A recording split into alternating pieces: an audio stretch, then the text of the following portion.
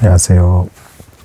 오늘은 민수기 22장 1절부터 14절까지의 말씀을 나눠보도록 하겠습니다. 오늘 말씀은 어느 정도 배경을 이해하셔야 좀 더 깊이 있는 이해를 가져갈 수 있습니다. 또한 그 깊이 있는 이해 안에는 성경이 공통적으로 말하고 있는 어떤 원리가 담겨져 있어요. 성경을 보실 때 공통적으로 반복되는 원리는 좀 더 집중해서 주목해서 보실 필요가 있습니다. 그래서 오늘은 배경 설명에 대해서 좀 천천히 이제 나눠보도록 하겠습니다. 일단 그 상황이 지금 어떤 상황이냐. 자, 모세와 이스라엘 백성이 애굽 땅에서 나온 지 약 40년 만에 드디어 가나안 땅으로 들어가기 위한 여정을 출발을 했습니다. 그 전에는 계속 광야 주변을 계속 빙글빙글 돌 뿐이었어요. 그러다 이제 약속의 땅에 정말로 들어가려고 하는 것입니다. 이 상황에서 가는 길목에 이제 모압 땅 근처를 지나게 되었어요. 근데 이 모압 땅의 상황이 어떤 상황이었냐? 모압 땅의 일부를 아모리 족속의 시온 왕이 뺏은 상태였습니다.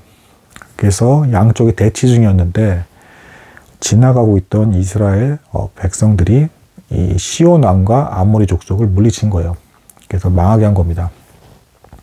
물론 그 전쟁의 이유는 시온 왕이 이제 싸움을 걸었죠. 모세와 이스라엘 백성은 분명히 평화롭게 지나가기만 하겠다고 간곡히 부탁을 했음에도 시온 왕 아모리 족속이 먼저 싸움을 건 겁니다. 그래서 오히려 멸망을 당했죠. 자, 그러면 모압 사람들 입장에서는 자신들의 땅을 이제 침략한 아모리 족속을 이스라엘 백성들이 물리쳐줬기 때문에 우선은 감사를 표현하는 게 맞습니다. 상황상 그렇습니다. 우리를 괴롭히고 있는 족속들, 적국을 멸망시켜줬기 때문에 감사드립니다. 뭐 이런 표를 내야 되는 게 정상적인 상황이에요. 상황 자체가. 근데 안타깝지만 이 모압 사람 그리고 그들을 이끌고 있던 지도자 왕 발락이 타락하고 사악한 인물이었기 때문에 가증스러운 일을 하고 맙니다. 그래서 이스라엘 백성들에게 멸망당할 수밖에 없게 돼 버리는 거예요. 그러니까 무슨 얘기냐. 자, 이상하게도 앞에 이스라엘 백성들에게 멸망당한 족속들은 짧게 나옵니다. 근데 이 민수기 22장에서 유독 모압 족속이 망해가는 이 과정에 대해서는 그 내부 사정까지 비교적 상세히 나오고 있어요. 왜 이런 설명을 성경이 주는 것이냐. 그 이유는 분명히 신명기 2장 9절에서 하나님께서 모세에게 모압 족속과는 다투지 말라, 싸우지 말라는 말씀을 주셨기 때문입니다. 그럼에도 불구하고 지금 모압 족속이 이스라엘 백성에 망하게 된 이유는 모압 족속이 망령 때에 행한 악한 행동 때문에 그렇게 되었다. 그렇기 때문에 그 이유를 지금 상세하게 하나님께서 설명해 주고 계시는 것입니다. 자, 이 모압 왕 발락이 이제 어떤 잘못을 했는지부터 이제 살펴보도록 하겠습니다. 아까도 말씀을 드렸지만 이스라엘 백성들이 적국을 무너뜨려 줬으니까 알아서 먼저 사신을 보내서 감사를 표해야 됐습니다. 이제 그걸 하지 않았고요. 또는 어떤 오해를 했냐. 이스라엘 백성이 마냥 그냥 침략해서 다 주변 민족들을 다 없애버리고 있는 상황으로 생각을 했어요. 근데 실제로는 어땠습니까? 그 상황 자체가. 에돔 땅 같은 경우에는 이제 그 우리의 형제 족속의, 형제 조상의 그 족속들이기 때문에 우에서 갔죠. 그리고 그 외에 다른 족속들과의 전쟁에서도 먼저 분명히 길만 내어주시면 우린 조용히 조심해서 지나가겠습니다라는 표를 다 했습니다. 근데 어쩔 수 없이 전쟁이 다 일어난 것이죠. 그런 상황도 정확히 알지 못한 채 우선 이스라엘 백성들이 사악하고 무슨 이제 폭력을 행사하는 것 같은 이제 그런 무서운 민족으로 지금 일단 본 겁니다. 그리고 숫자가 너무 많았기 때문에 거기에 압도돼서 두려워하고 있는 것입니다. 여기서 더 근본적으로 모압 왕 발락이 잘못한 것이 있습니다. 뭘 잘못했냐? 성경, 특히 구약 쪽을 잘 보시면은요, 아브라함의 족속들, 그러니까 아브라함의 그 밑에 나온 그 후손들이 이제 계보가 갈라지잖아요. 이 족속들은 기본적으로 어느 정도는 모호하게나마 이스라엘 백성들만큼은 아니더라도 하나님에 대한 어떤 관념이라든가 전승돼서 내려온 어떤 그 가르침들이 있었어요. 근데 그것이 너무 이 사악한 환경, 우상숭배와 여러 가지 악한 것들이 판치는 그 상황 속에서 그런 기억들이 다 지워져 간 그런 상태였던 겁니다. 그러니까 이 모압 왕 발락이 하나님에 대한 기억이 나서, 아, 그렇지.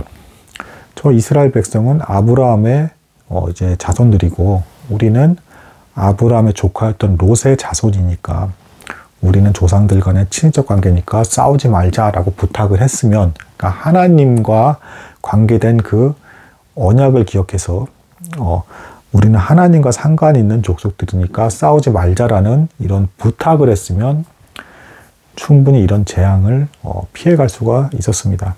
근데 이 모압 왕 발락은 타락한 상태였기 때문에 하나님에 대한 인식과 기억이 전혀 없는 상태가 돼버린 것이죠.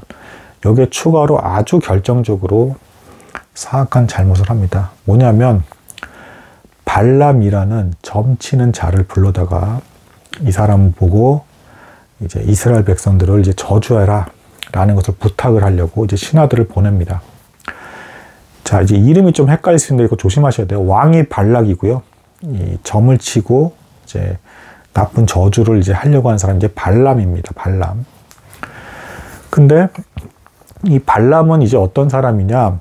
뭐 이제 추정컨대 아브라함이 이제 창세기 12장에서 고향 땅을 떠나죠. 그 떠난 지역이 갈대아 우르 지역입니다. 그 우르 지역 출신으로 보이고요. 거기서 아브라함이 아마 하나님에 대한 계시와 말씀을 주변 사람들에게 전했던 것으로 이제 추측을 해요. 그리고 그 내용들이 또 전승이 돼서 내려온 그 후손들 중에 누군가가 이제 그 하나님에 대한 지식을 모호하게나마 알고 있었고, 그런 사람에게도 하나님께서 어떤 계시나 어떤 뜻을 밝히시는 일이 벌어졌던 것으로 추측이 됩니다.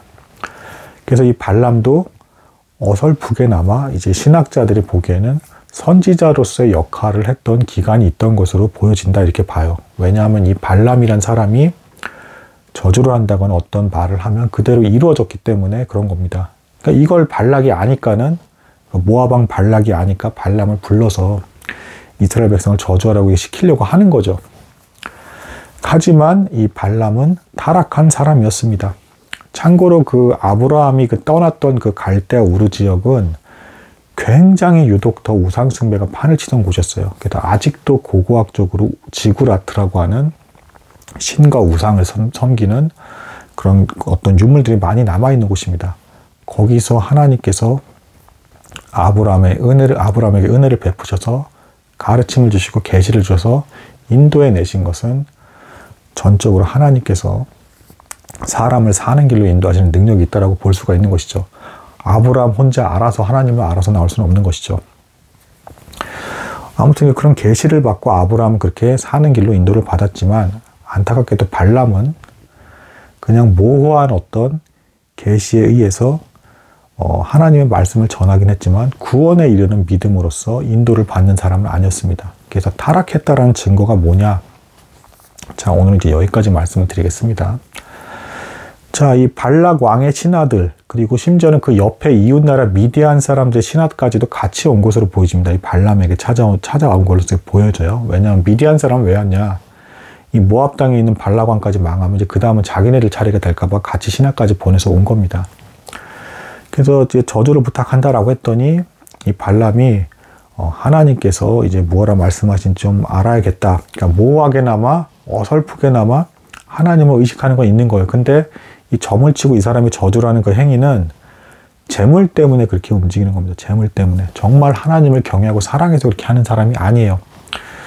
그래서 밤새도록 그렇게 했다라는 것 자체가 이 사람이 하나님의 말씀을 받고도 갈등을 했다라는 것을 의미해요.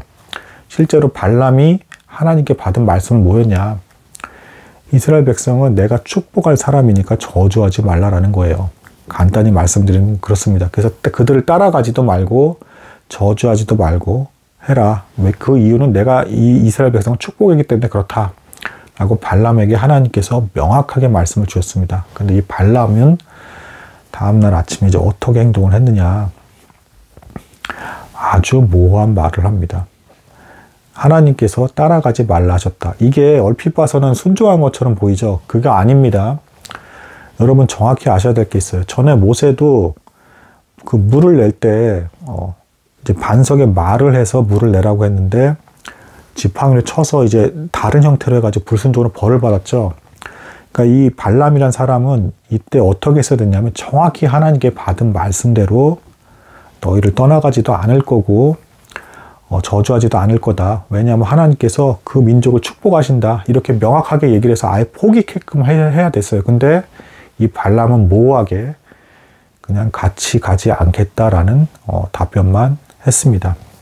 이것이 그래서 오히려 그래서 발락 왕에게 이 신하들에게 그 뜻이 전달됐을 때 오히려 자극이 돼서 재물까지 더 주게 되면서 제발 우리에게로 와라 라는 그 설득을 하게 되고 여기에 발람이 넘어가서 갑니다. 그러니까 뭡니까? 이 발람이라는 사람은 하나님의 뜻에 왠지 순종은 해야 될 것 같은데 재물이나 유혹이 들어오면 언제든지 그 마음이 바뀔 수 있는 그런 상태에 제대로 된 믿음이 아닌 돈과 유혹이 얼마든지 쓰러져 넘어져 버리는 그런 상태에 애매한 점쟁이, 뭐 선지자라고 부르기도 좀 이상한, 그러니까 원래는 선지자였는지는 모르겠으나 타락하게 된 그런 사람이라고 볼 수가 있겠습니다. 그래서 하나님께서는 이런 사람도 사용을 하시긴 하세요. 하지만 이런 사람은 천국에 이를 수 있는 그런 사람이 아니다.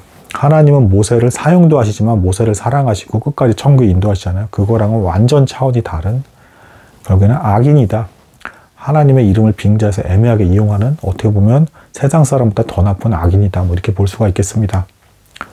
그래서 지금 오늘은 민수기 22장 1절부터 이제 14절까지의 말씀의 대략적인 전반적인 배경 상황을 말씀드리도록 하겠습니다. 추가적으로 마지막으로 조금 더 말씀드릴 부분은 이 발람이 이렇게 애매하게 하나님의 말씀을 뭉뚱그리는 것을 우리는 무엇을 떠올려야 되냐? 아담과 하와가 사단에게 유혹을 받을 때 사단이 어떻게 했습니까? 정말 이 과실을 먹으면 죽느냐라고 하면서 의심을 불러일으켰고 거기에 대해서 아담과 하와가 하나님의 말씀을 변형시키기 시작하면서 불순종했죠. 마찬가지로 이 발람은 그런 형태의 불순종, 하나님의 말씀을 있는 그대로 선포하고 단호하게 난 가지 않고 저주하지 않을 것이다. 하나님이 그들을 축복할 것이다. 이렇게 말을 한 것이 아니라 애매하게 답을 하면서 자기의 이득만을 취하는 그런 모습을 보였다. 이런 사람을 의지했으니 발락 왕의 나라가 망하는 것은 당연한 것이었고 이것이 너무 가증한 것이었기 때문에 이스라엘 백성을 축복하려고 하는 이것이 너무 가증한 것이었기 때문에 나중에 모압 족속은 이 이스라엘 백성에게 이제 우리도 하나님 믿겠다고 들어올 때 그 자손 대대로까지도 하나님의 성막에 들어오는데 더 까다로운 조건 기준이 제시를 되면서 거절당하는 그런 모습이 보여집니다. 그러니까 하나님께서 또 그렇다고 이 모압 족속을 완전히 버리신 건 아니고 그래도 그 후손들에게 나중에 믿음으로써 들어왔을 때 뒤늦게라도 받아들일 수 있는 길은 열어주신 것이죠.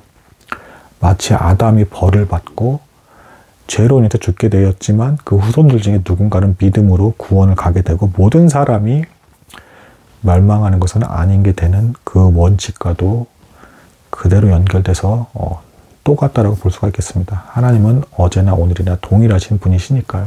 벌을 내리시되 누군가 그 후손 중에는 구원의 길을 갈 수 있는 그런 길도 열어두신다 라는 그런 자비한 하나님이라고 볼 수 있겠습니다.